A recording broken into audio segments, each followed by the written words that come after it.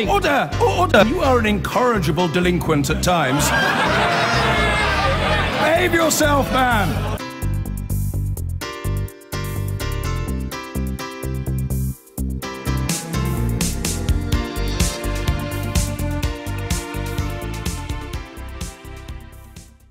So first, Labour was meant to be approving its election manifesto at a meeting today ahead of its launch next week. Unfortunately, it's been launched for them when the Telegraph, the Mirror, then the BBC obtained a copy of the 20,000-word, 46-page document.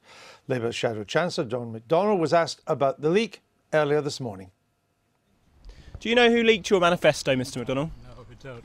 Disappointing though, but there you are. We'll have the Clause 5 meeting today and that will decide the final manifesto. Yes, you're working through it. So do you recognise these policies? Do you want to nationalise the railways and the energy companies? We'll see what comes out of the Clause 5 meeting. We have a democratic process in the party. It's the Clause 5 meeting to decide it, and then we'll have the launch on Tuesday. Do you really think you can get I've the got party to catch my elected on bus. such a socialist manifesto? And we think he did catch his bus. That was John McDonnell. The Clause 5 meeting you heard him talking about is a gathering of senior figures from around the Labour movement. There's quite a lot of them, and they've just started meeting to approve the manifesto. So what is in the draft? Well, the leaked manifesto includes plans to renationalise the railways, parts of the energy industry and the Royal Mail. It also says that a Labour government would scrap university tuition fees, provide an extra $6 billion a year for the NHS and borrow $250 billion for infrastructure spending. I think that's over 10 years. The leaked manifesto says there will be no target on immigration number and refuses to make what it calls false promises on immigration. And the Labour Party would rule out leaving the European Union without a deal. The document has pledges to bring in an immediate energy price cap to keep average bills below £1,000. That's a popular idea these days, and includes plans to renew the Trident nuclear weapon programme, but makes clear that a Labour Prime Minister would be, quote, extremely cautious about using the deterrent. Now, if the leaked document is correct, and there are every reason to believe that it is, Labour will promise significant increases in corporation tax and inheritance tax. The voting age will be reduced to 16 and trade union rights will be strengthened. So that's just some of what is in it. Of course, this Clause 5 meeting could well change it, take some things out, put other things in. We'll have to wait and see what the final document looks like next Tuesday. We're joined by the Sun's Tom Newton-Dunn and the Guardian's Anushka Asthana. It's a black mark for both of them, since neither of their papers got the leak. I mean, what can I say? Does the leak matter? Is it embarrassing for Mr. Corbyn? Well, first I'll correct you and tell you that we did also have the leak. Perhaps, so everybody perhaps a few minutes after others. A few minutes after. We didn't have it. I'm sorry. Very well. I mean, it is embarrassing. It's clearly embarrassing, and everyone is trying to ask who actually leaked it, conspiracy theories about whether it actually came from the leader's office themselves or from the shadow cabinet or perhaps from union figures who were able to have a look at the manifesto. Because so many people had it. Of the draft, did they not? Actually, people would say it was quite a tight circle, but I do believe that they showed it to a number of union liaison officials, and we do wonder if some of them had their old iPhone out and started taking the odd picture. Interesting. We're talking about the Labour manifesto now, so, maybe it just gets more publicity as a result of the leak, or is it a problem for them because they're not controlling the discussion now? Well, the glass half full award of the year goes to Andrew Gwynn this morning, Labour's election coordinator, by saying, at least we're all talking about Labour today. Yeah. Look, the last thing you want to do, this simply wasn't a planned, clever, sneaky PR operation, for two good reasons. One is you lose all control of your message. You allow all your competitors and rivals to brand it back to the 1970s rather than forward and modernising, which is what John McDonnell would like. And secondly, because you're always going to get your big moment for PR. Landing this in a way that looks nigh on shambolic corresponds to all the focus group that the Tories I know are doing, and the one word that always comes back off the doorstep when asked about Jeremy Corbyn, two words actually. One is Marxist, which John McDonnell managed to cover off last weekend, and the other one is shambles.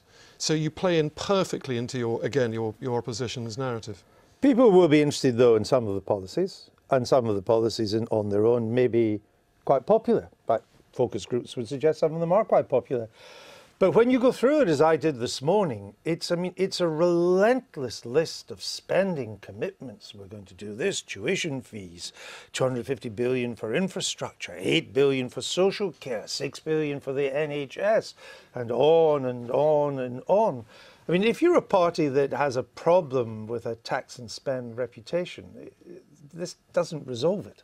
Well, I think you're right that that is one of the things that they want to try to show, this fiscal credibility rule, that day-to-day promises are balanced. And as you say, there are quite a lot of spending commitments in there which are going to be quite eye-watering. I mean, the 250 billion, just to be clear, is money they say they would borrow in order to invest in infrastructure. They haven't actually set out all of their tax plans. So we know they're going to reverse corporation tax cuts and inheritance tax.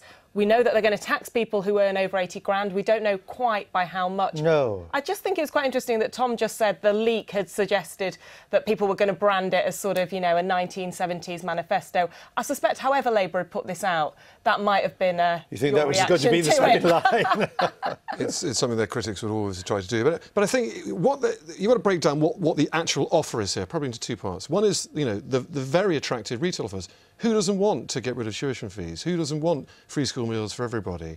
And then there's the ideological big state taking back control. Now, the problem with the retail offers, which everybody would want to vote for, not the socialist ideology bit, is that you can only get people to vote for you if they really believe you're actually credible to deliver it.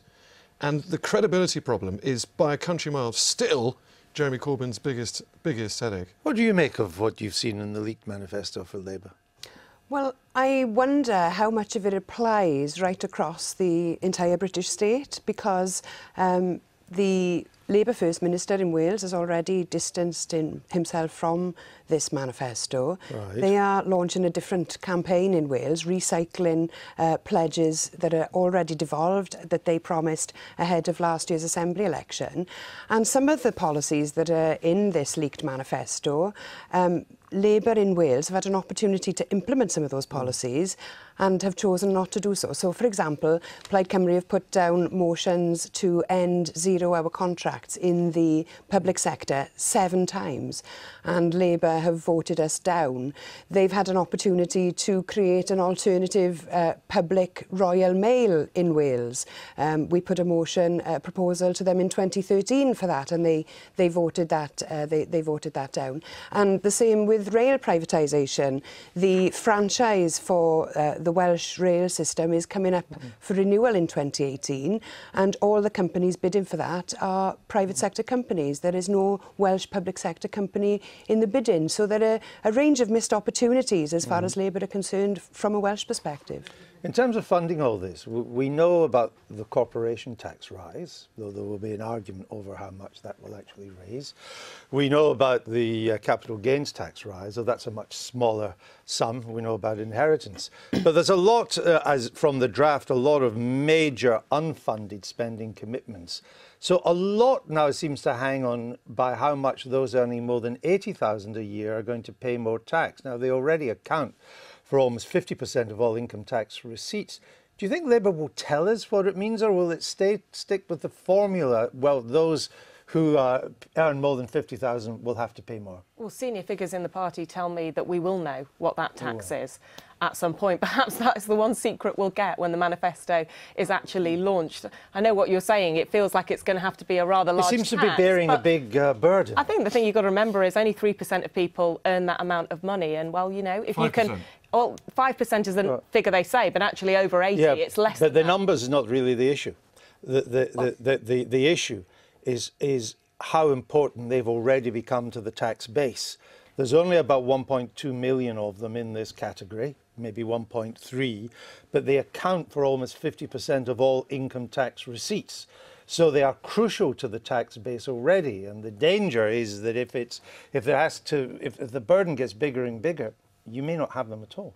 Well, that's, you know, everyone knows that behaviour is affected by tax rates, and if there is suddenly a whopping amount on above 80,000, what would actually happen? We'll have to wait for those figures, presumably. That's why I wonder whether we'll get them, because it will be. Do you think we'll get them? The actual workings of what will happen to the 40% rate, the 45? Will there be a higher 50 or even a 60% rate? I think we'll certainly get the above 80 grand rate because they seem quite wedded to that. I doubt they're going to get into income tax thresholds, which obviously affect lower rate and middle rate taxpayers. No, they said they won't touch that. Well, they haven't said anything about thresholds. They said they won't move up the actual base rate, but they haven't talked about thresholds because the Tories are committed to moving up both those thresholds, which will cost many, many billions. I doubt Labour will match that. We'll leave it there. It's given us something to talk about. So, as I said, this Clause 5 meeting is just getting underway at the Labour Party. Let's have a look at what the Unite leader, Len McCluskey, had to say. A number of the policies that you'll see formally emerge today are really, really exciting. And if the British electorate can only look at that rather than the obsession that you people have about the leadership of the Labour Party, well, then I think we could have some interesting... An extra tax for companies that pay high wages? What do you think of that? I think the overall policies that are going to emerge are going to be in favour of ordinary working people, and that's the key. Well, naturally, we asked to speak to the Labour Party this morning, given the leak of the draft, but we were told that most of the party's senior figures are in the Clause 5 meeting and that no one else was available to speak to us. There we go. Never mind, we're joined by Tom Baldwin, former Director of Communications and Strategy for the party under Ed Miliband. Hello. The leak, first of all, just briefly dispose of that, embarrassing or irrelevant? Embarrassing. Yeah, I don't know who's done it and for what reason. I mean, there seem to be three different conspiracy theories. One is that it was done by someone to undermine Jeremy Corbyn. Another that it was done by someone close to Jeremy Corbyn to make it look as if someone's trying to undermine Jeremy Corbyn. And the third one is that they get it out now ahead of Clause 5, so it's harder to roll back some of the wilder ideas. We don't know yet whether this Clause 5 committee will be that active. I mean, do you think that there could be a lot of changes, or will it have been pre-agreed by and large and that the changes may only be at the margins? Well, last time, which is the only thing I can speak for, was 2015, there was some nervousness about Clause 5.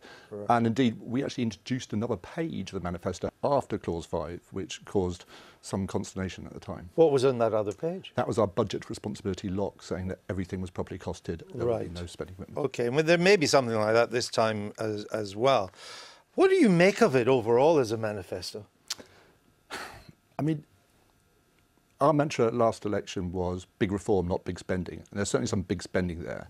That said, properly funded social care, properly funded NHS, properly funded schools are what Labour governments are about. It's what Tony Blair's governments were about. And I have to say also, there's nothing here as extreme as leaving the single market at any cost, bringing back grammar schools, and nothing so dishonest as promising to cut immigration when you know you can't do it. But there was a Labour leader who famously said that socialism was the language of priorities. And when you read the draft, it's a list of spending commitments. It's not a list of priorities. We would like to do the following, but we can't afford to do it all in one parliament, or perhaps even two.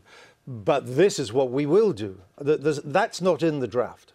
Well, we don't yet know how they're planning to fund it, or if they're going to set out detailed funding plans. So I think we'll have to see what they put on there. My biggest problem with the manifesto, to tell the truth, is the fact they seem still to be ducking and diving on Brexit and membership of the single market and immigration. Now, this is what this election's about. Theresa May seeking this massive personal mandate to do whatever she wants on Brexit. And the Labour Party, I think, has a duty and also an opportunity to hold her feet to the fire on that during this election. They're trying to be changing the subject. But one of the matters that is tied up with Brexit is immigration. And the draft manifesto has very little to say about immigration numbers. Well, it says it's going to prioritise jobs. And that seems to me, if that's the case, you prioritise membership of the single market ahead of getting rid of freedom of movement. And that's a choice. But they've given up the idea of being members of the single market. I think that's a mistake.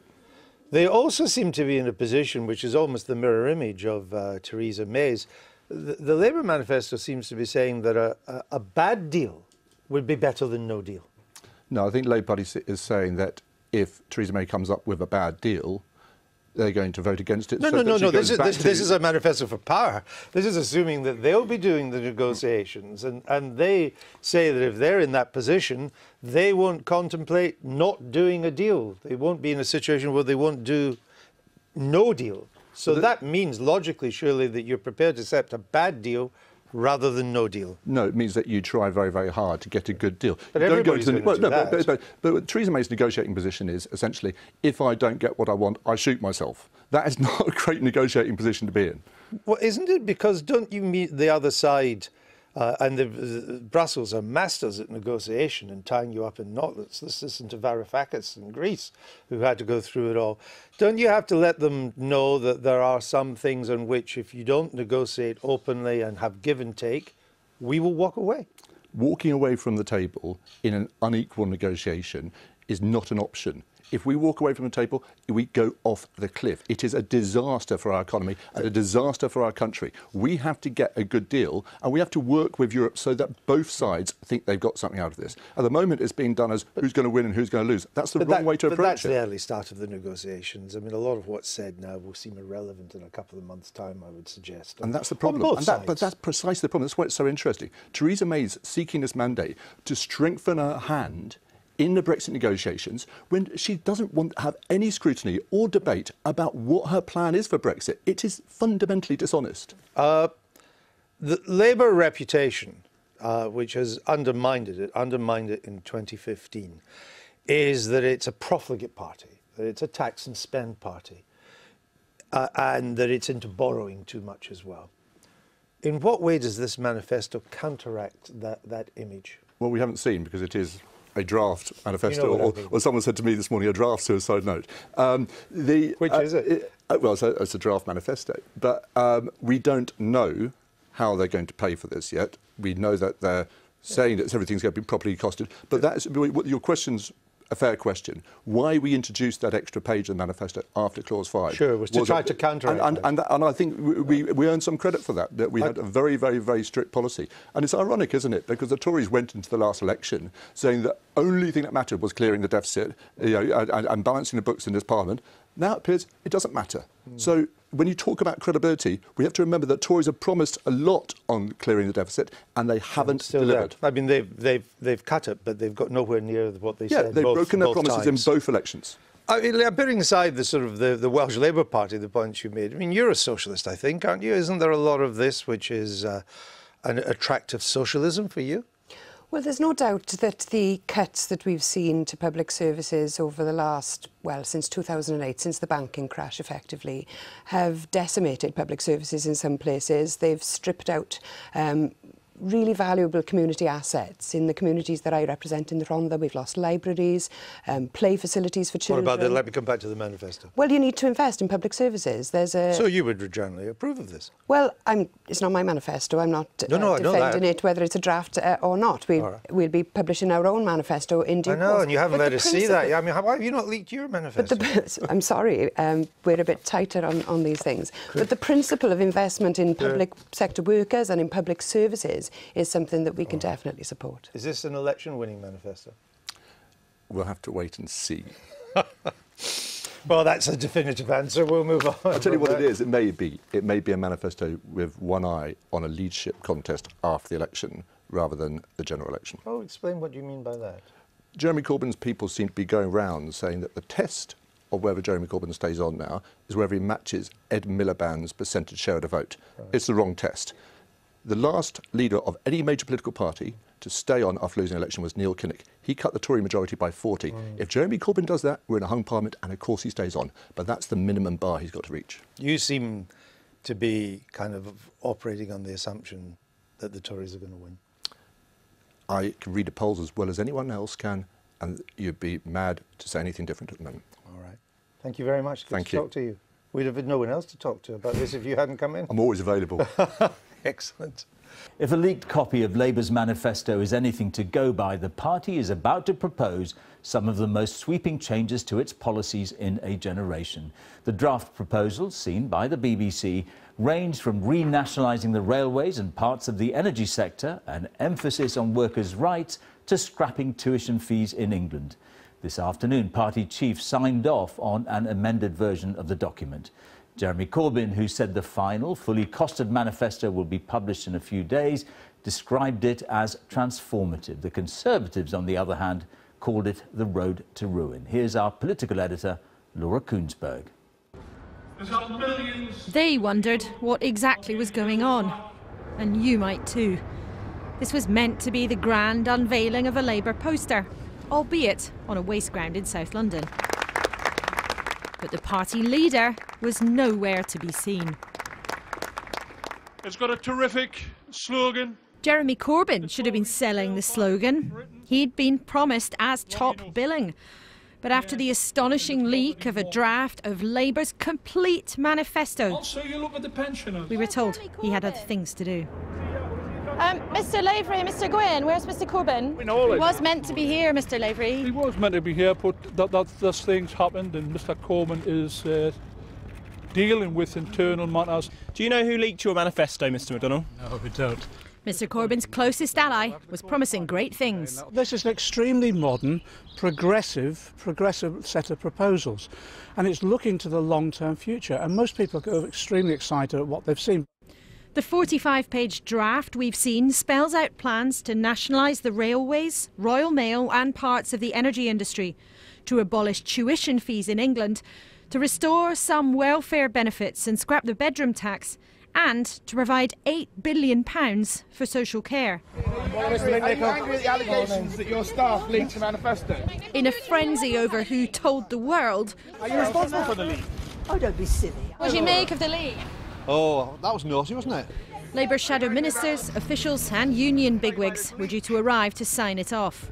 We're here today to decide the final version, and I'm sure it'll be an exciting programme that can attract as many voters as possible to the Labour Party. I'm absolutely certain that ordinary Labour voters want an increase in the minimum wage, the abolition of zero-hour contracts, agency workers dealt with, investment in our industries, nationalisation of the railways. Eventually, the leaders sped in to dot the I's and cross the T's. Inside, Labour's top brass discussed tax rises for the very wealthiest and big business, a ban on fracking, ending arms sales to Saudi Arabia, but no ban on nuclear weapons. And after 4 hours, it was eventually agreed. A plan described as the biggest intervention in the state since the 1970s. But is that how he sees it? I'm naturally to the centre. I'm naturally to the centre, he says. But for how Labour will pay for his grand plans, we'll have to wait. We've just concluded our meeting, our joint meeting of the Shadow Cabinet and the National Executive, and we've discussed our manifesto for the general election. Our manifesto will be an offer, and we believe the policies in it are very popular. An offer that will transform the lives of many people in our society.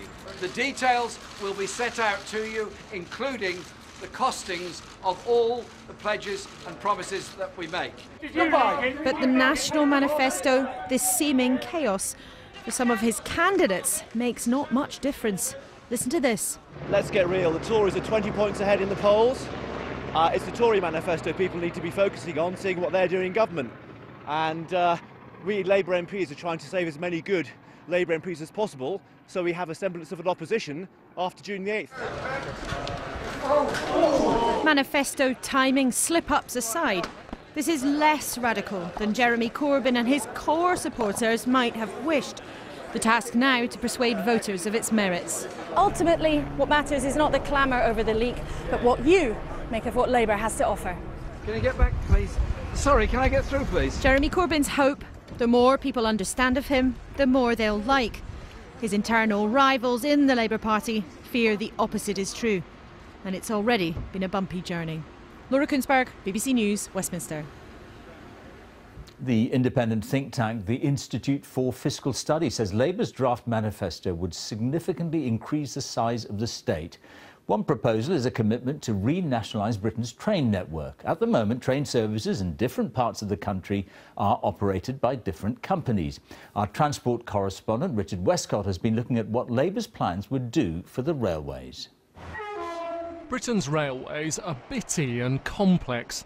Most of the track, signals and stations are run by Network Rail. It's effectively a nationalised company spending public money. The trains are in private hands. So what exactly is Labour proposing? At the moment, different companies can bid to run different rail services for a limited number of years. It's called a franchise. What Labour seems to be suggesting is that as each of those franchises runs out, rather than having a new bidding process, the government will take over those services instead. There are 18 franchises in total. The first one, South West Trains, comes up for renewal in August. Another 10, including famous names like Great Western Railways, could be taken into public ownership by the end of the next Parliament. But some franchises don't finish until well into the 2020s, and the Caledonian Sleeper Service won't be renewed until 2030. Opinion polls suggest nationalisation is popular. I'm for nationalisation because I think it'll make it cheaper than what it is at the moment, and because the train prices are ridiculous. I think it's been proven in the past that nationalised rail services don't meet the standards of customer expectations. They've had safety issues in the past as well. British Rail. We're getting there. The old publicly owned British Rail had a mixed reputation. So why do campaigners think nationalising the trains would make things better? We'd be able to reduce fares and improve services. We could add carriages, we could reopen lines, we could make our railway better. In 2009, East Coast services were taken over by the government for a few years because a private company made a mess of the franchise. Labour's often hailed it as proof that nationalising a line can improve the service. But the former boss of that publicly owned company disagrees. I think it worked well in public hands, but I probably wouldn't advocate doing it that way in general. We made it work, it was quite hard to do it, but we ran it as if it was a private sector company. And we returned over £1 billion in profits to the Treasury during the time that we were running it. But the new franchisee that replaced us has promised far more money. A slow takeover of passenger services is the cheapest option for nationalisation. But if Labour wants to buy back the privately owned trains, it could cost billions. Richard Westcott, BBC News. Well, another policy in the leaked draft manifesto is the plan to scrap tuition fees in England. First introduced in 1998 under Labour, in 2012 they rose to £9,000 a year. Our education editor, Bramwyn Jeffries, reports now on what impact tuition fees have on student numbers and what it might cost to get rid of them. Universities like Nottingham Trent are part of a revolution. Tuition fees have paid for many more places, but it's students who face 30 years of paying back loans. So do they welcome the idea of scrapping fees? I think it'd be a good thing, but how are they going to pay for it? Getting rid of them doesn't really make a difference. It's more the living costs that would probably sway people going to uni or not. Well, I think obviously that's brilliant if they actually do it. For everyone who's going into education, but obviously for me, I'm going to graduate in a couple of weeks. A quarter of students here from England's poorest families, managing on less than £15,000 a year. So does it matter who pays for their courses? From a university point of view, we want enough money to provide a high-quality education. Whether that comes from government grants or from student loans is a matter for the politicians. I think it's great that this debate is now part of the general election campaign. Each time tuition fees go up, applications initially drop, but in the long term it hasn't put young people off. In 2007, when fees were £3,000, 305,000 students accepted a place. By 2016, when fees were £9,000, 394,000 signed up. It would cost around £7.5 billion to replace loans with government spending. The reason it isn't more is taxpayers are still paying some of the cost. The majority of students will never fully repay their loans. Tuition fee increases have provoked protest. The outrage overflowed when they tripled under the coalition. Tuition fees have become a symbol of fairness between the generations. Students look at older people and see they got a free university education, cheaper housing, better pensions. They ask why they're not getting the same deal. Scotland is the only part of the UK with no tuition fees. The number of university places is limited. Wealthier students are more likely to get places, a bigger gap than England. Food for thought in the tuition fee debate. Bramwyn Jeffries, BBC News. So, what do the public make of the proposals outlined in Labour's draft manifesto? Our deputy political editor, John Pienaar, has been to York, a Labour seat being targeted by the Conservatives to get the views of voters. An act of faith, Labour's manifesto, true believers spreading the word of socialism. In places like York, with its 7,000 Labour majority, the party must hold and grow if it can. So much of Labour's programmes divisive, could cause potential support to walk away. Labour, they don't want to put a clear limit on immigration from Europe. What do you think? You happy with that? Or are you unhappy?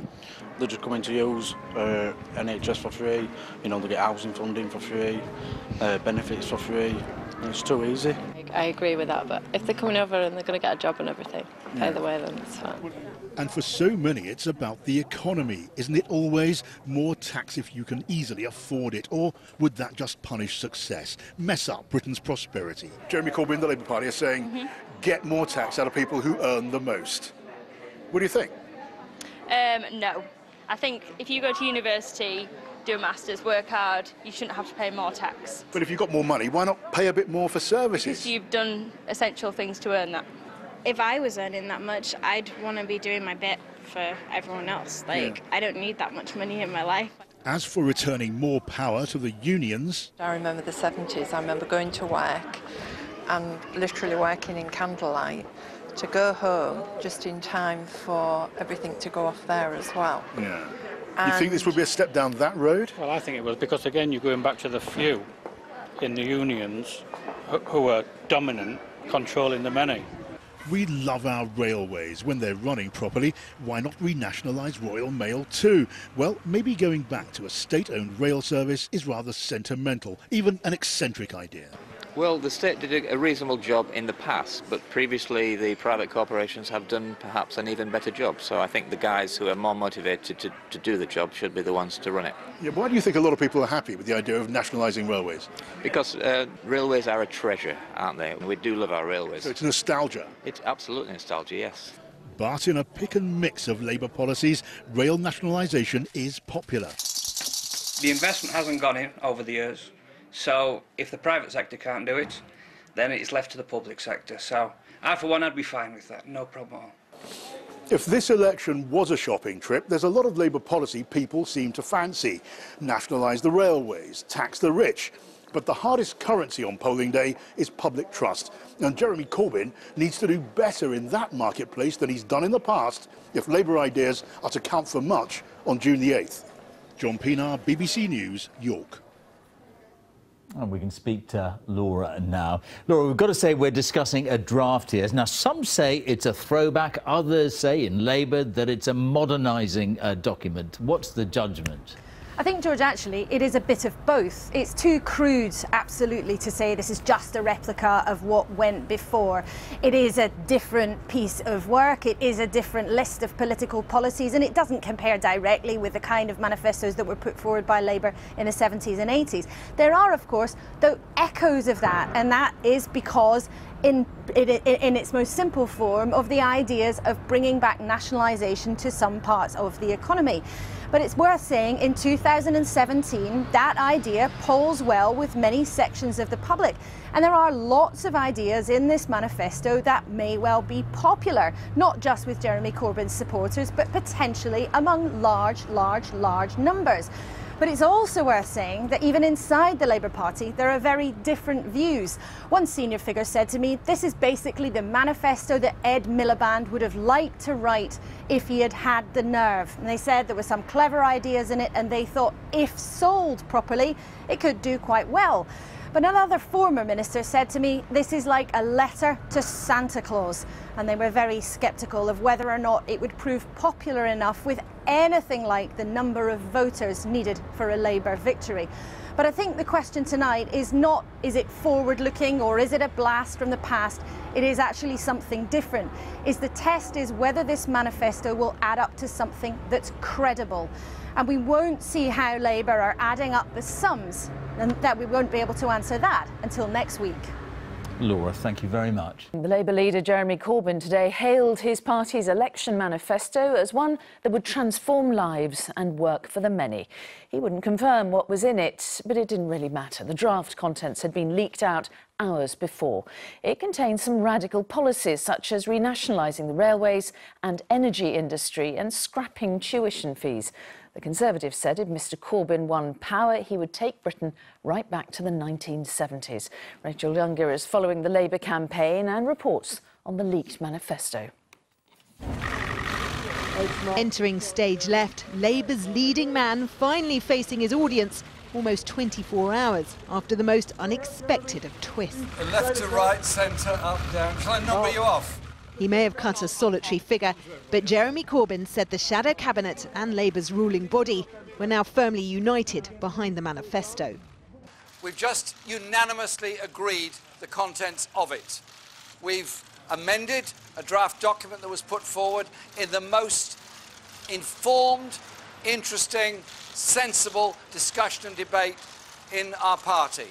Our manifesto will be an offer, and we believe the policies in it are very popular. An offer that will transform the lives of many people in our society. So nobody's ignored, nobody's forgotten, and nobody's left behind. Of course, we only have the unamended version of that document, but the leaked manifesto promises the renationalisation of the railways, bringing railways back into public ownership, delivering improvements, including freezing fares. The energy market would also be taken back into public ownership, partially at least, with a publicly owned energy company in every region of the UK. On tuition fees, education should be free, and Labour would restore this principle. The NHS would see £6 billion extra in annual funding through increasing income tax for the highest 5% of earners. And on immigration, Labour will not make false promises on immigration numbers, but there is no real detail here, aside from reasonable management of migration. We weren't meant to be talking about any of this just yet, and this morning Jeremy Corbyn refused to talk at all, pulling out of a planned poster launch to deal with the fallout from the leak. Are you happy with the manifesto? Leaving others arriving at the manifesto meeting to sell his vision. Do you think it's what ordinary Labour voters want, though? I absolutely do. I'm absolutely certain that ordinary Labour voters want an increase in the minimum wage, the abolition of zero-hour contracts, agency workers dealt with, investment in our industries. But behind the scenes, the drama kept unfolding.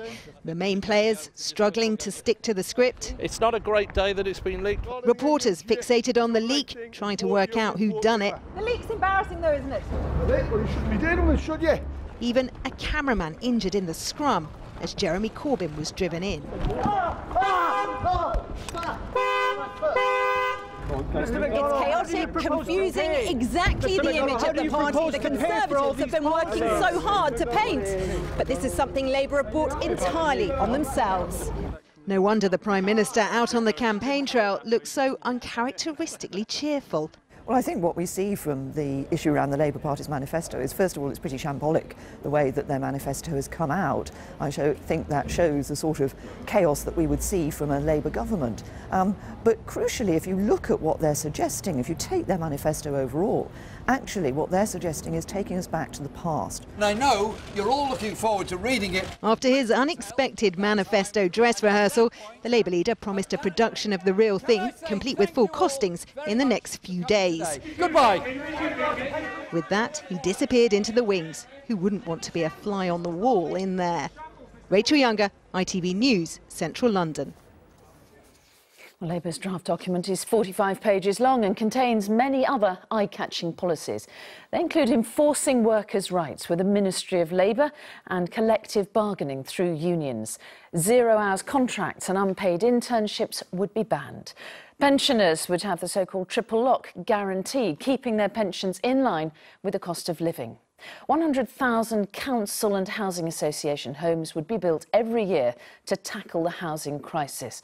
The so-called bedroom tax would be scrapped and benefits for under-21s reinstated. £8 billion would be pledged to improving care.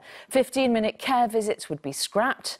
There'd be no tax rises for people earning below £80,000 a year, but large corporations would pay a little more tax.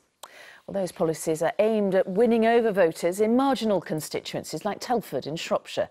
The Conservatives hold it by just a few hundred votes, and Labour will be hoping that they can take it back. So how do voters there feel about some of the manifesto's ideas? Our political correspondent Paul Brand found out. Telford is a new town, but here's its history. Named after the man who designed roads and railways, it's a good place to test what voters think about nationalising them. A Conservative marginal, these bus routes could be Labour's path to power, but not everyone wants the government to run them. I don't think it'll work. Why not? I don't think so. Because the wrong people, if Jeremy gets in, God help us all. I think it's a good idea. Do you? Why is that? Because I think it's the only way to get a fairer society. The way it's going, I think, is just greed. They're going to be a lot more reliable. Don't know, what do you think? I've been waiting half an hour for this one. Telford also started the Industrial Revolution, and it's still manufacturing. Here, they make cooker parts, and some think Labour's manifesto pledge to strengthen workers' rights is a good component. We work long hours for minimum wage, and we could all do with more money, couldn't we? From what I can gather, I will be voting Conservative. They all promise you different things and they never do it. So... Sceptical. Yeah, very sceptical. Despite its quiet outskirts, Telford's one of the fastest growing towns in Britain. But no specific promises from Labour today about reducing immigration. I would have thought that we would want to try and get some kind of control on it, which we haven't got at the moment, but... Do you trust Labour to do that?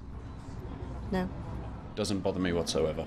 I'm happy to vote Labour, whether they have concrete views or they don't have concrete views on... You're Labour through and through? Yes. Last time, Telford was a tight contest. Labour's made its promises, but not all voters are making any in return. Paul Brandt, ITV News, Telford. So a Labour government would renationalise the railways and the Royal Mail, abolish student tuition fees and repeal benefit cuts, according to a leaked draft of the party's manifesto. Despite the embarrassment of the leak, particularly as the draft had not yet been signed off, Jeremy Corbyn has since confirmed that the party's policies have now been finalised. Our political correspondent Michael Crick has this.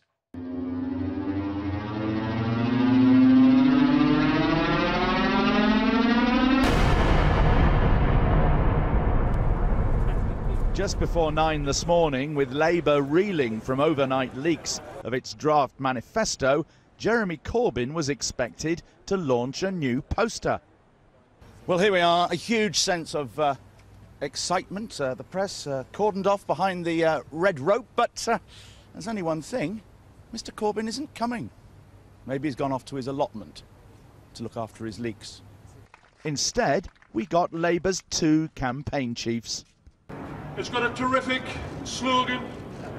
The Tories have held back Britain long enough. But where was Mr. Corbyn? And Mr. Corbyn is dealing with internal matters. What, and the leaks? of course, Is he trying to find out who leaked the manifesto? He's dealing with internal matters within the party, and he's dealing with preparation work for what is a fantastic manifesto. Across the river, Labour bigwigs arrived for their Clause 5 meeting to agree the manifesto, which hostile papers have compared with Labour's unsuccessful 1983 manifesto. Did you leak this manifesto? I didn't. No. You didn't? And what should happen to the people that did? Well, we don't know who they are, and... Do you think they should be severely punished? Expelled? You're a very funny man. Well... Look, I think whoever did it is probably quite foolish, but I think the important thing is that we now focus on what is in the manifesto, and that's what we're going to do. Did you leak the manifesto? No. Why not? Because I've not seen the final version, Michael. You've not seen the final version? The version that has been leaked to the press is an early version. We're here today to decide the final version. Among the main measures in the draft manifesto are first, renationalisation of the railways, Royal Mail, energy firms and bus services. The abolition of university tuition fees. Third, they'd borrow £250 billion for investment in infrastructure projects over the next 10 years.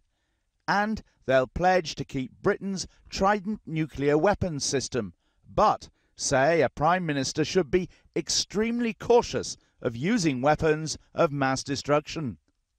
Meanwhile, in Coventry, the former Labour Prime Minister Gordon Brown had come to campaign in typical mood. You happy with all this nationalisation in the manifesto? I'm looking forward to the meeting I'm addressing. And will you be voting Labour? Mr Brown warned a hard Brexit would do huge harm to West Midlands manufacturing. But he was all about electing local Labour candidates, no mention of Jeremy Corbyn. And he seemed to assume Labour would remain in opposition. You're choosing a government for 5 years. What are they going to do about security and defence? What are they going to do about the public services? What's the policy for education? What's the policy for the National Health Service? What are they going to do about poverty and inequality? And we need answers, straight answers to these questions, and not just slogans and sound bites that we're receiving from the Conservative Party at the moment. Now take the National Health Service. Is the National Health Service safe with the Conservative candidates, or the UKIP candidates, or the Liberal candidates in Coventry?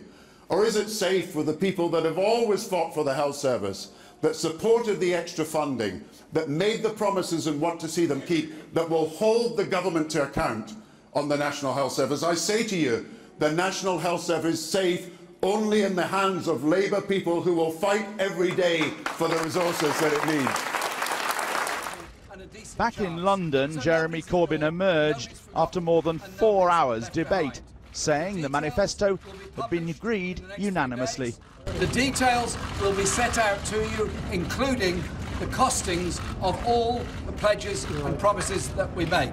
And I know you're all looking forward to reading it in great detail at that time, and at that point, you will be able to ask all the questions you like. But for today... In a strange way, the overnight leak may have helped. For those Labour policies which are popular, there'll be double publicity. Well, while the Labour leadership was discussing its manifesto, the Prime Minister was visiting a mental health charity in London. Our political editor, Gary Gibbon, went along to meet her. Gary. Hi. Well, just to tell you, first of all, what we've been learning about whether there was, who was responsible for that Labour leak. It is pretty clear that it is an internal critic of Mr Corbyn's. We don't know for sure whether it was someone inside Labour HQ, that's a strong suspicion, or maybe even inside the trade union movement, but we do know that that was not a friendly act. Everybody knows parties like to frame the selling of their manifesto, a big moment in a campaign, in their own way. This has meant that Labour can't quite do that. But as Michael was saying, it doesn't mean that the policies are all unpopular. The ones that have been dug up from the revived from the 2015 Ed Miliband manifesto are particularly popular. They're fantastically popular in some cases, until you tell the voters who's proposing them. One other event going on in the general election jungle today was David Cameron back on the campaign trail, and strangely slightly off message. He's capable of being as robotically on message as Theresa May, or nearly maybe, when he wants to be, but he wasn't in this utterance. Have a listen to what he had to say. This is one of the most defining elections I can remember, where it's so important, not only that the Conservatives win and win well, so Theresa can negotiate that Brexit deal, so she can stand up to people that want an extreme Brexit either here or in Brussels, but I think it's also, frankly, important that the Labour Party don't do well, because they put up a candidate for Prime Minister, someone who's completely unsuited to do the job. Hear what he said there? She needs help to help her stand up to people, not just in Brussels, that's her official line, but here as well, by which he means people he considers extremist Brexiteers in the Conservative Party, maybe even in her own government, distinctly off message. I caught up with Theresa May a bit later on. She was actually campaigning on mental health issues today. She was visiting the Young Minds charity in London, and I started by asking her about Channel 4 News's information tonight that there are record numbers of children with mental health issues who end up in A&E. We do need to do more. We do see overall we're spending 11.4 billion on mental health in the NHS now, and 1,400 more people every day are accessing mental health services. But I'm particularly concerned about ensuring that we're able to intervene at an early stage, because that can help to prevent mental health problems from a young person getting worse in their adult life. Some people would say there's an honesty about Labour's manifesto that's slipped out accidentally today. in that they are saying, actually, you do need to raise taxes quite a bit in order to pay for better services on issues like that. Well, I think what we see from the issue around the Labour Party's manifesto is, first of all, it's pretty shambolic, the way that their manifesto has come out. I think that shows the sort of chaos that we would see from a Labour government. But crucially, if you look at what they're suggesting, if you take their manifesto overall, actually what they're suggesting is taking us back to the past. But they're saying you'd have to raise taxes to pay for better services. Aren't you in danger of peddling the old myth of recent decades that actually you can have it all? You can have low tax and great services. Doesn't happen, does it? We have something like the National Health Service. We're putting record levels of funding into the National Health Service. But what matters when you look at public services is actually to ensure that you are spending that money effectively. It's taxpayers' money. You need to ensure that you're spending it effectively, and you need to ensure that you understand where the services are needed and what services are needed. Can I go back to what you said on the doorstep of number 10 after you'd seen the Queen at the beginning of this election? You said that there had been deliberate interference from Brussels in the election process. There's a very serious allegation. Will there be a full investigation into that, as there has been in America, is underway in America, looking into Russian involvement? What I pointed out was that what we had seen was leaks and various statements being made from Brussels, and that had come at a time when, of course, we were in an election campaign. You went a bit further than that. But that came at a time when we were in an election campaign. You specifically said that, and it's a very serious allegation, that leaks in Europe from the dinner in the continental press have been deliberately timed to affect the result of the general election. That is a very grave accusation, or was it just a bit of campaign rhetoric? No. So there is going to be an investigation. Comments were made, leaks were made, and if you look at what the President of the European Commission, Jean-Claude Juncker, has recently said, he said that it was wrong for those leaks to have taken place. I think what this overall shows is that there will be tough negotiations. That's why we need a strong hand in our negotiations. And I want to ask you about that because you rejoiced in Ken Clarke's description of you as a difficult woman and as you would see it, the right person for these negotiations. A few words later in that very same quote, he goes on to say, and I don't know whether you think he's got this bang to rights, at least she's not one of the mindless tiny band of lunatics who think we can have a sort of glorious economic future outside the single market. I think there are huge opportunities from Brexit. What I want to do in relation to the single market... He was wrong on that bit. No, what I want to do, he talked about the single market. What I want to do in relation to the single market is ensure that we get the best possible deal in terms of access through a comprehensive free trade agreement. That's what businesses want. That's what I think businesses in the remaining 27 countries that will be in the EU want. We want to ensure we've got that trade between the two countries, but also that we take opportunities to have trade agreements around the rest of the world. And I want to ask you about that because people say, every expert you can find on trade says there is a relationship, direct relationship. The further you go from a country and its borders, the less trade you get. And we're giving up on this great big resource on our doorstep. We're not going to fill it with other trade deals with other countries, are we? Well, sorry, you use the phrase giving up on a resource. Well, of course we're not giving up on a resource. What we're doing is leaving the European Union and the institutions of the European Union. We want a comprehensive free trade agreement with the 27 countries who will still form the EU. I want to see the EU remain strong. I want us to have a deep and special partnership with the European Union that will bring jobs into this country, that will ensure our growth and prosperity. President Macron, who you congratulated the other day on his victory, he won his election victory, people would say, by taking on Le Pen and her arguments. But Nigel Farage says you've stolen his script. You haven't taken on UKIP, you've absorbed some of their messages, become a populist yourself, perhaps. What we have done is listened to what the British people said. A referendum was given to the British people, Parliament voted for people here in the UK to have the choice as to whether to stay in the European Union. The majority voted to come out of the European Union. I think it's right that as a government we are saying we respect the will of the people and we will deliver for them on that. That's what we're doing. I'm respecting the will of the British people. Would you describe yourself as a populist? I would describe myself as somebody who believes in getting on with the job of getting the best deal for this country from Europe and building a brighter future. Thank you, Prime Minister. Thank you. It was not so long ago we moaned about all political parties looking and sounding the same. Failure to offer proper choice to the voter, failure to bring anything new to the table. Well, no one looking at Labour's manifesto, in whatever form it finally emerges, can parrot that line now.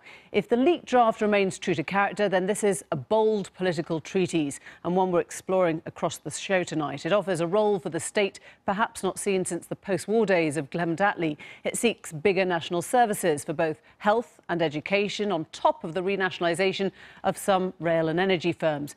You can call it backward-looking if the talk of unions and a new department for Labour makes you think of the 1970s, or you can call it forward-looking if you think it speaks to a generation emerging from Britain's worst economic crisis with little.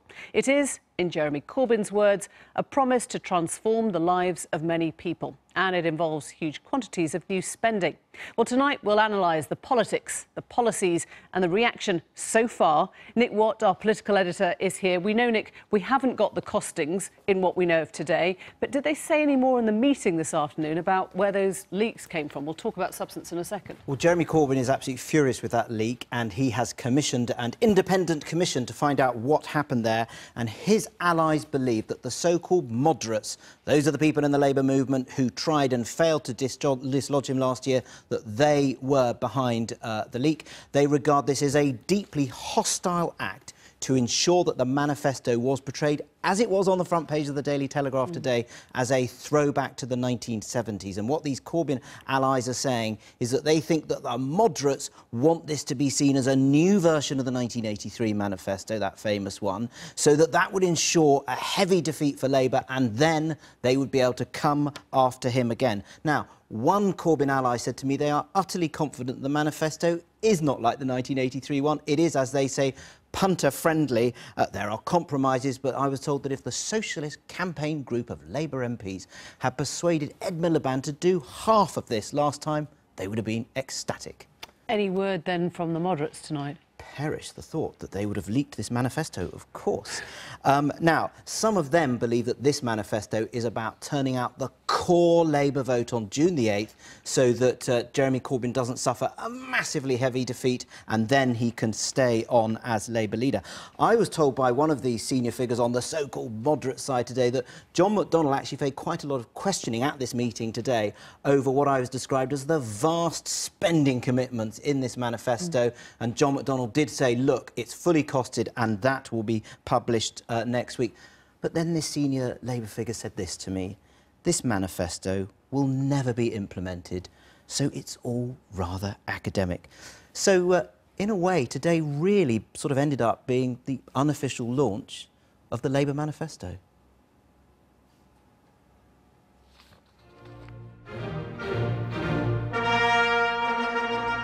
Prime Minister Corbyn?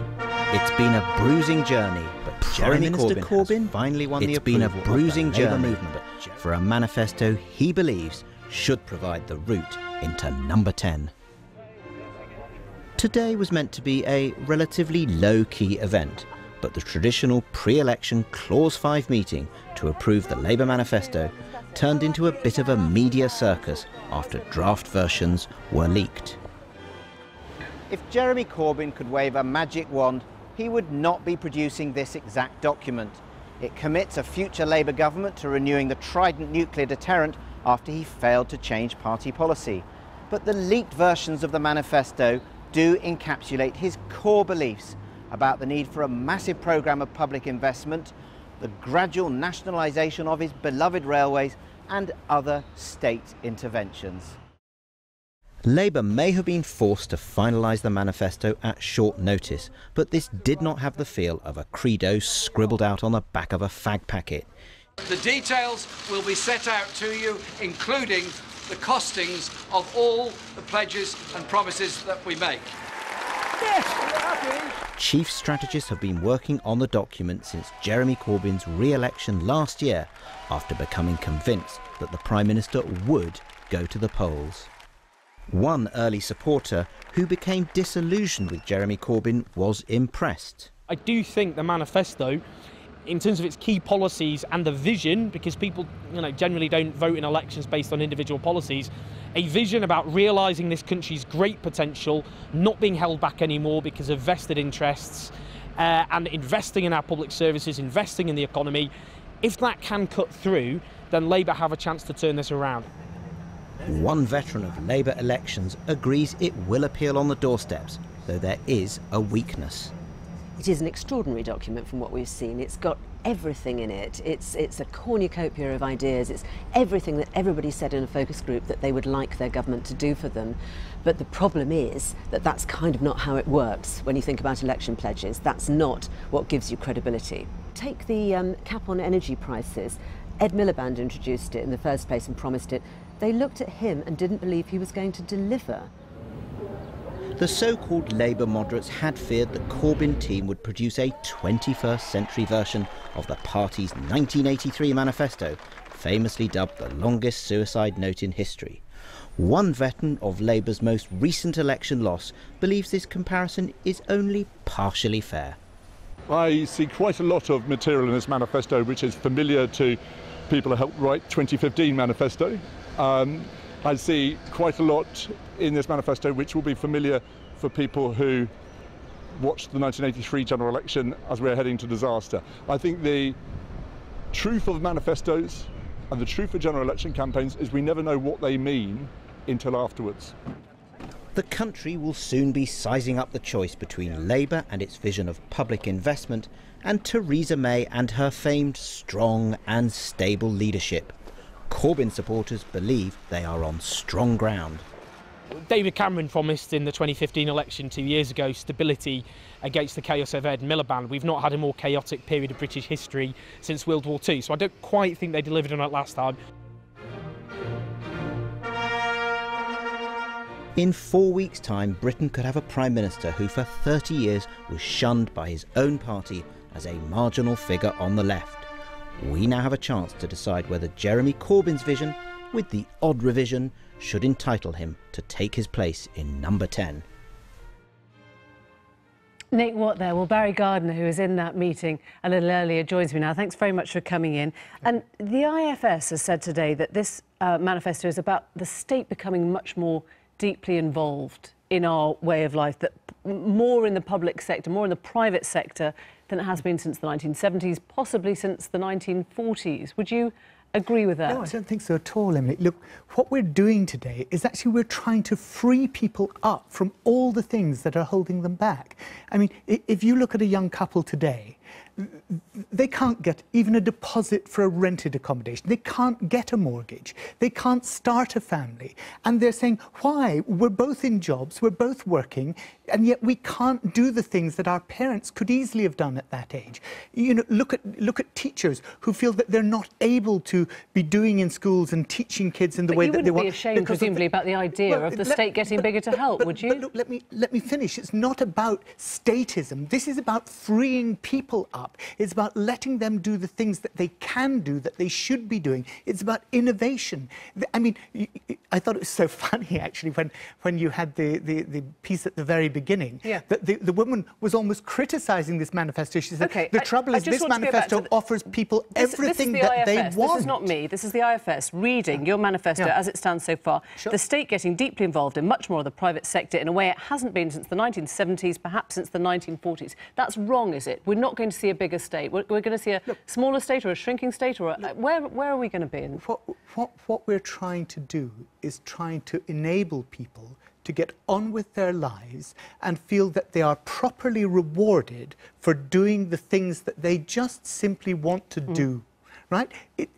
So is the state going to be bigger or smaller or the same? It's a very simple question. The state is going to regulate in terms of taxation. You've seen what the Conservatives have said. They won't give any promise on VAT. They won't give any promise on the basic rate of intervention. You're talking about intervention. You're talking about nationalisation. Yes, you're talking about lots of ways in which you'll be spending more on infrastructure and all the rest of it. You're talking about a national education service as well as a national health service. So just tell us, the state will get bigger and we're proud of it. Well, isn't it wonderful that we're talking about putting, you know, £500 billion pounds. I don't know why you seem to be embarrassed to be backing what is very obvious in here. Oh, no, Emily, I'm not embarrassed. You're trying to put me into a form of words, and I don't want the form of words. Let me ask you something in a different way. Let's talk about the substance. No, let's talk about the substance. Because you're talking semantics. I want to talk about the substance, OK? I want to talk about the substance that says we're going to do a Crossrail, not just a second Crossrail in London, but we're going to do one from the west coast to the east coast of the north of England. Big ideas, isn't it, Barry? Exactly. Exactly. I want to talk about, is this a socialist? This is exciting. Is this a socialist manifesto? If the country votes for this,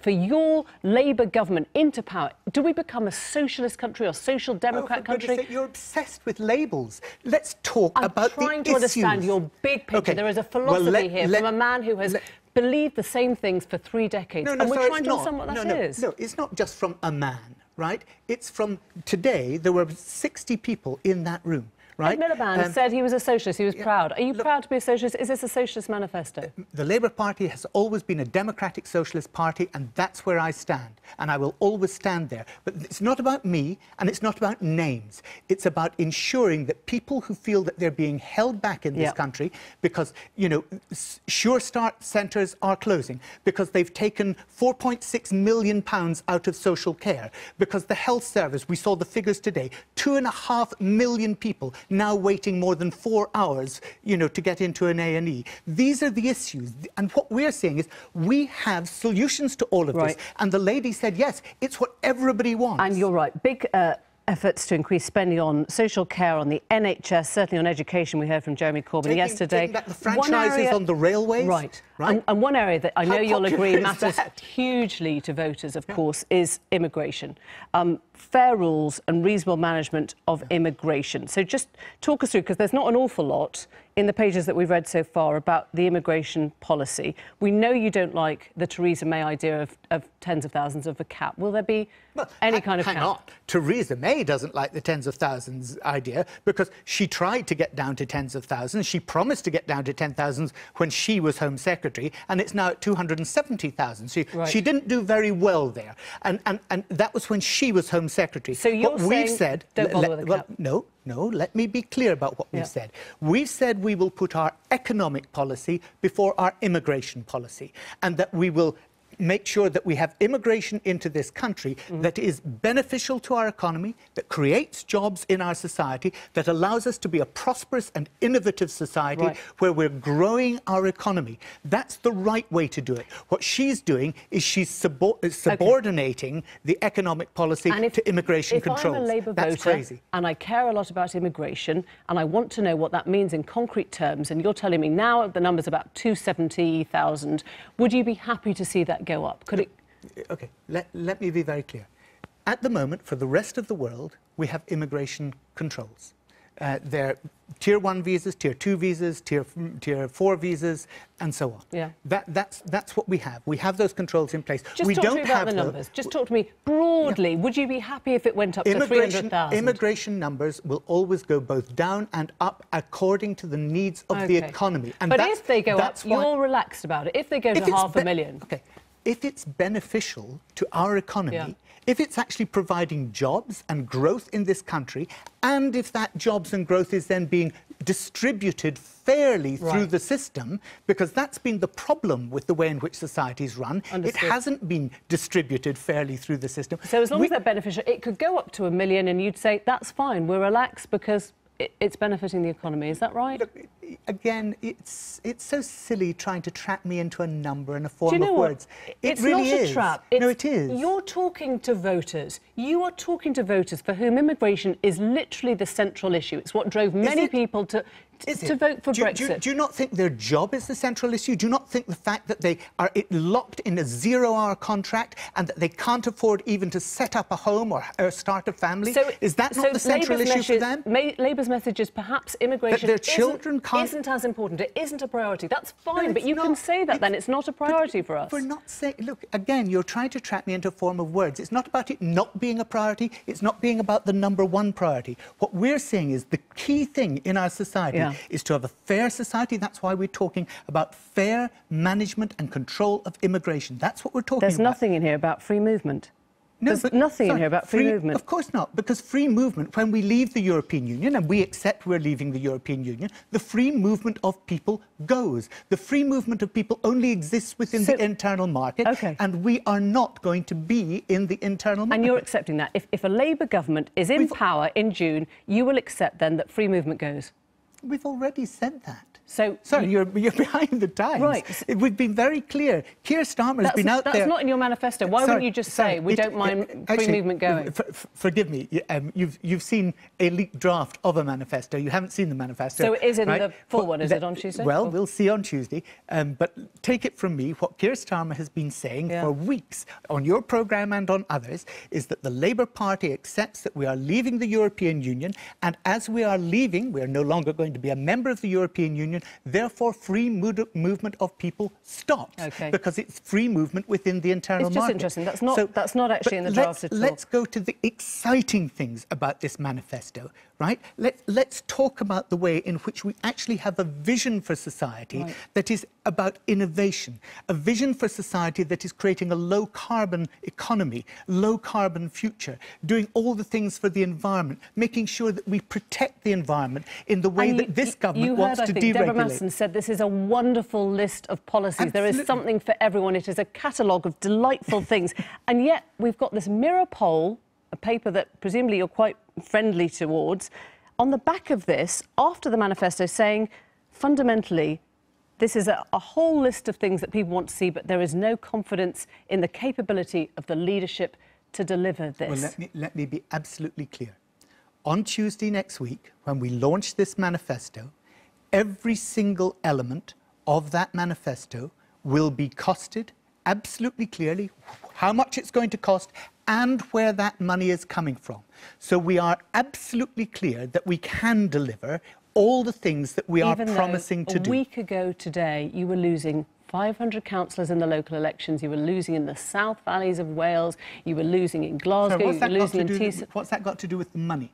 Because, no, I didn't talk about money. I talked about credibility in your party to deliver this. And surely you have already been to the electorate once this month. Okay. And they don't seem to believe that you are the party that's capable of delivering that. So you think that we've lost this election before the vote is counted? I don't. I believe this is a transformative manifesto. I believe exactly what your introduction said, that this is telling people that Labour will deliver all the things that they genuinely want, all the things that they think have been holding them back in society are going to be taken away, that there's going to be a redress of the inequalities in this country. And that is the way that people can move from what they thought about local elections in rural areas to what's going to happen on June the 8th, because we have policies. The Conservative Party next Monday will not give you a single policy. They have kept their ministers stum the whole time. Rural areas like Glasgow, we have the policies to take Britain forward. They don't. Barry Gardner, thank you. Thanks for coming in. So will this emerge as the manifesto Jeremy Corbyn has dreamed of these past few decades? How radical will it look in practice? Perhaps the standout statement is the unashamed commitment to some higher taxes and much greater public spending. We know little of the costing details of the commitment. That comes next week, and we've been told it has already been sorted out. But what would Corbyn's Britain look like? Here's a little glimpse from our policy editor, Chris Cook. The leaked Labour manifesto has certainly proved to be distinctive. Each newspaper has found something to say, not least because the document promises a lot of extra public spending. Labour will abolish university tuition fees. Labour will commit to over £6 billion extra in annual funding to the NHS. And some offsetting tax rises.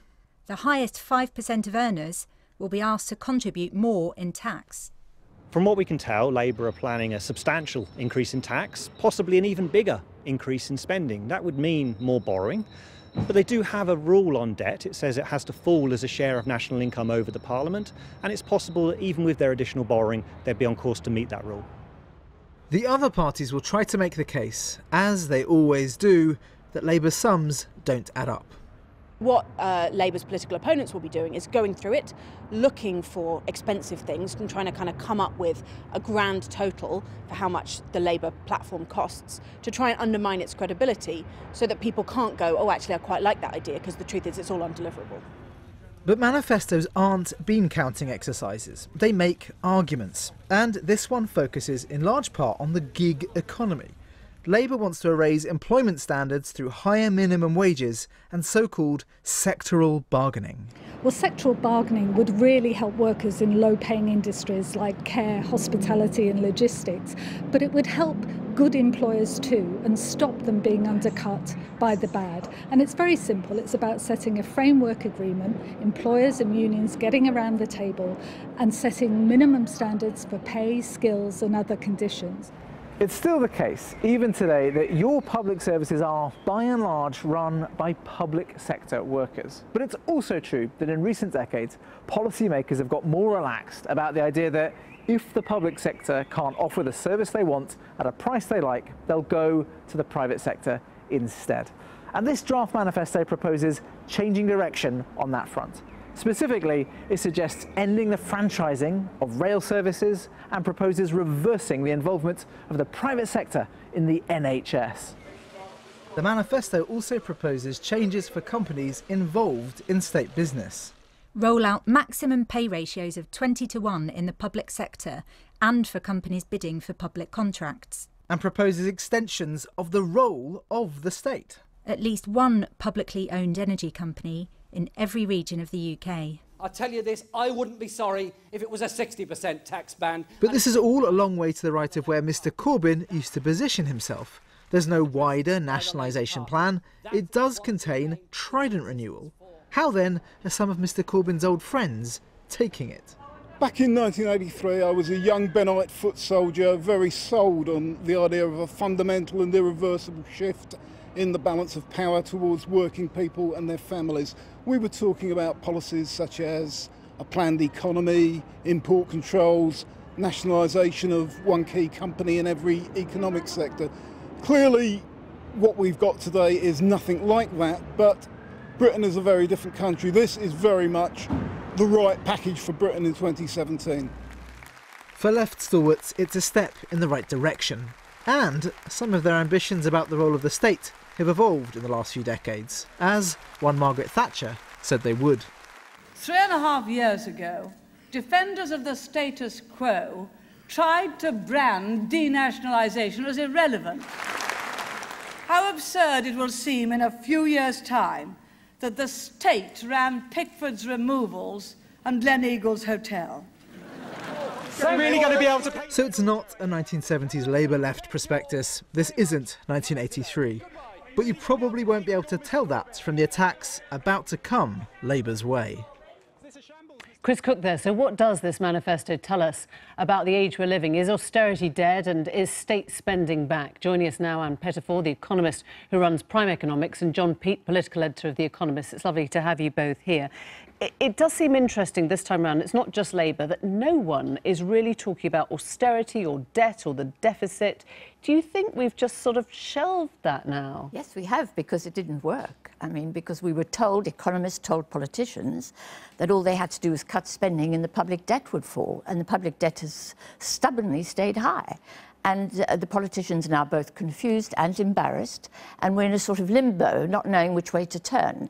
I mean, I'm hoping that people will finally realise that actually you don't pay for public services from taxation, and governments have never paid for public services from taxation. They loan finance. They use loan finance to pay for public services. I wonder what you make of that. I mean, there was a certain moral high ground, wasn't it, that all the politicians were saying, don't pass debt on to your grandchildren, don't saddle the next generations.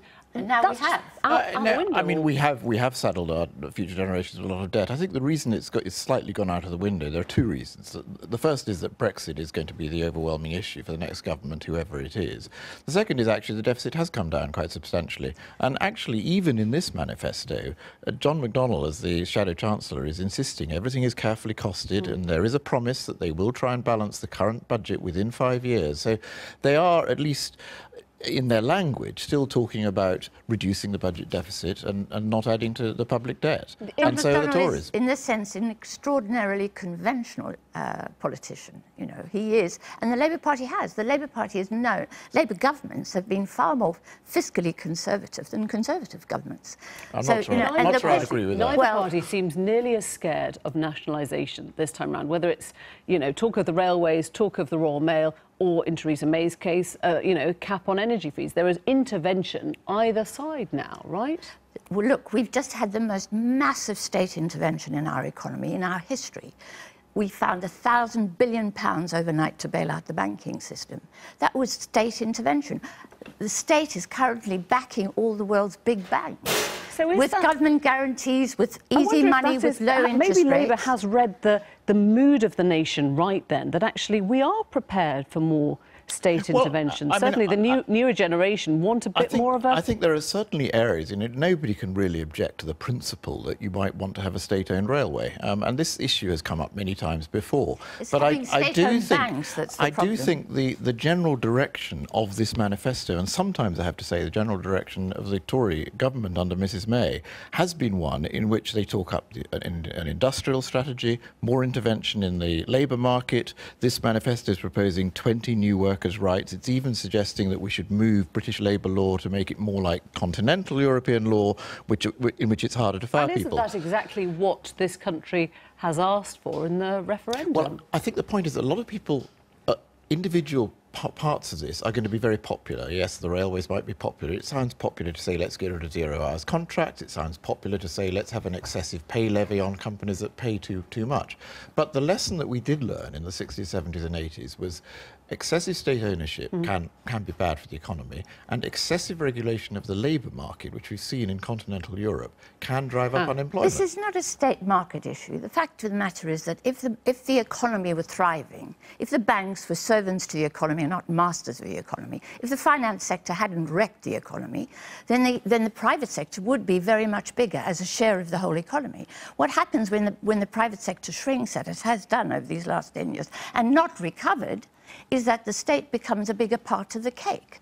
The point that all politicians should take on board is that to make the cake bigger is the key, should be the key aim. But because of the IFS's, if I may say so, fixation on this bit of the economy, we have a real problem. Policies are not about making the cake bigger, are they? I mean, when you're talking about rising corporation tax levels, you know, the implication longer term is you're going to make it possibly less attractive at a time of Brexit for people to come in. There's no correlation between rising corporation tax and increased or lower investment. In fact, we have a really big problem with very low investment tax by our I don't think I'd necessarily agree with that. I mean, I think the reason why many countries have cut corporation tax rates is because it is a good way of attracting foreign investment, and it's worked in this country. We've had very high foreign investment. It hasn't. The OECD showed that it hasn't. I think it's a more general thing that if you're going to introduce a system where you say things like we are going to regulate the amount of pay that companies can pay, and we're going to introduce other requirements on companies, you are interfering with the marketplace. And this is what Mrs May is trying to do, because Mrs May, like all politicians, realise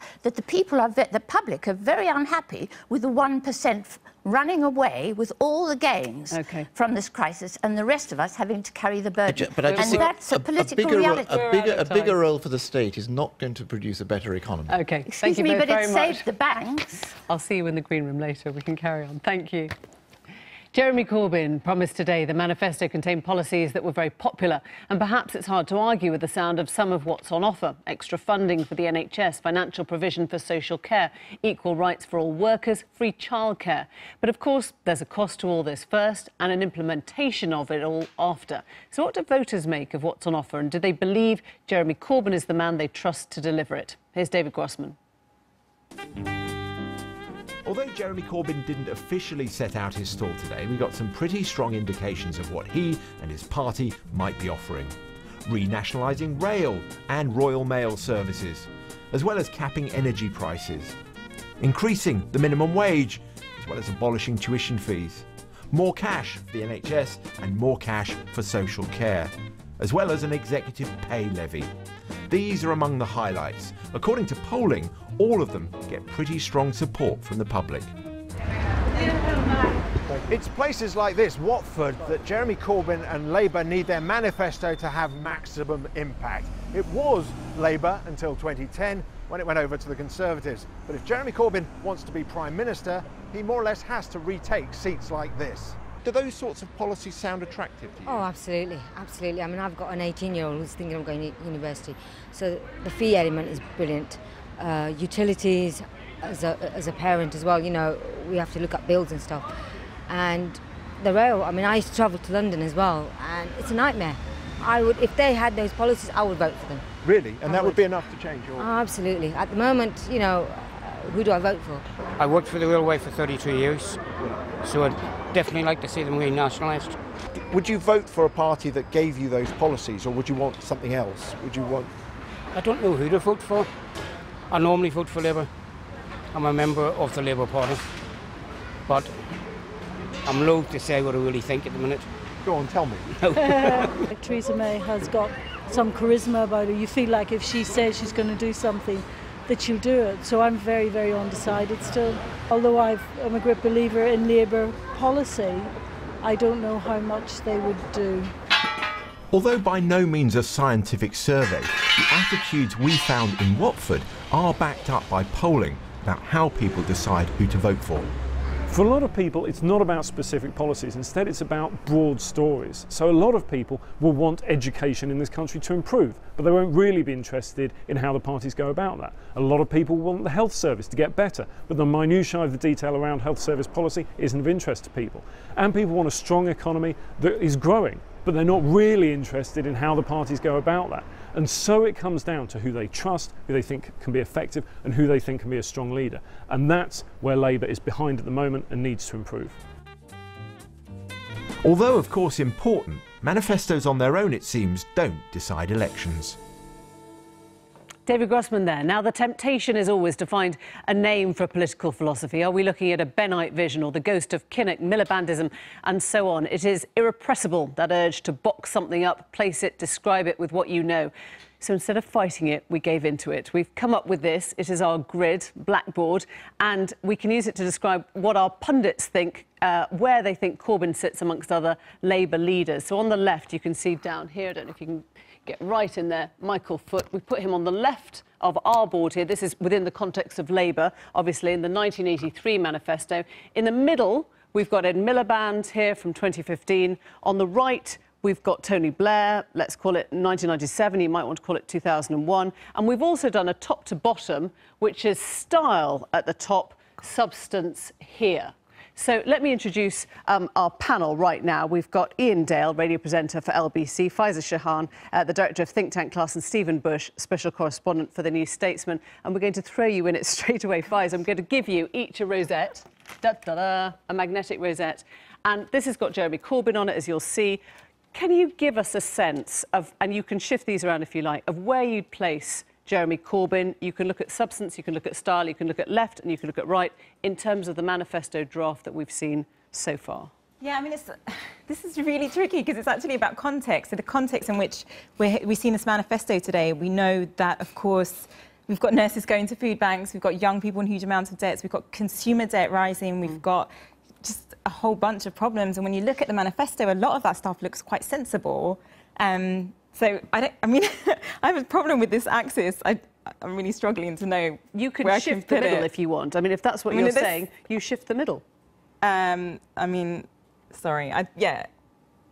I'm just going to put it here because, and then maybe can I move it around at the end? Of course, I mean, it's you can. It's got substance and style. It's to the left, but you know, we have to understand each of these leaders in the context. So you're putting it to the left of Ed Miliband, but not as far left as some people have been saying. No. So in between Foot and Miliband, then is that fair enough? Yeah, that's fair enough. He goes further on some things, but it's really about Ian. This is your rosette. I think this, and congratulations on the money that you've spent on this, saving licence fee payers money. Michael Foot, I think, should be a little bit further down and to the right, because I think Jeremy Corbyn is intrinsically to the left of Michael Foot. Michael Foot, remember, was actually in the Labour government for many, many years. But you've got your own rosette. This is Sorry. Pfizer's. You have to leave hers there. That's your rosette. And Ed Miliband, I think he deserves to be squeezed in the middle, if you remember his phrase in the last election. I think he was actually a little bit more to the left. And Tony Blair, you've put, bowing to consensus on the left, that he's actually on the extreme right. He actually wasn't. If you look at a lot of the things he did, people on the left ought to be proud of them, but they're not for some reason. So I think we put him a little bit further to the left. And Jeremy Corbyn... So everyone has moved to the left? Yeah, I'm tempted to put Jeremy Corbyn here, but it won't stick. It's not magnetic, sorry. So I think we'll have to put him on the word left. All right. Okay. Stephen, over to you. Well, I'm also going to move Ed and Tony around. So I'm going to move Ed a bit. And then because actually...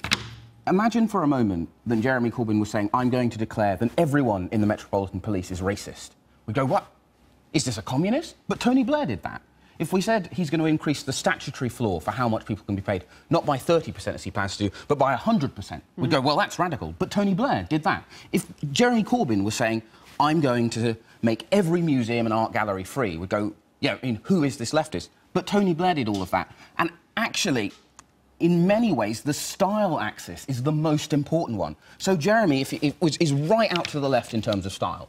Ed is a little bit in between, and obviously Tony Blair... Style, though, goes style to substance. Yeah. So you're saying he has less substance? Or... Well, they're all substantial documents, but actually, Jeremy Corbyn is running on a posture of left-wing politics. Ed Miliband running on a posture of left-wing...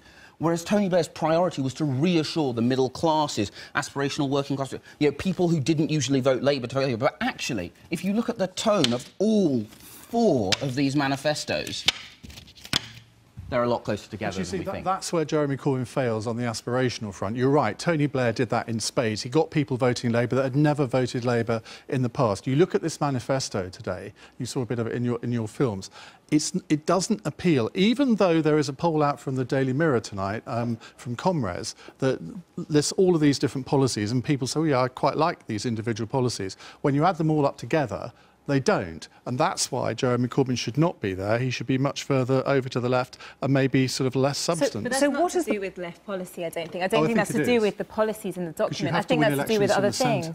So it's to do with other things. So one of the things that, you know, that Anne, the discussion before, which is about the credibility of those policies, whether they'll have the money to back it up. So I think that is the thing that complicates this. And, you know, of course, Ed Miliband, he probably would have wanted to go this left in some ways, but he didn't, because they completely bought into, you know, you can only spend as much as you have from taxes. They wouldn't admit to any kind of borrowing, whereas there's been a little bit of break from that in this leaked manifesto today to say that we will at least... A bit of a break.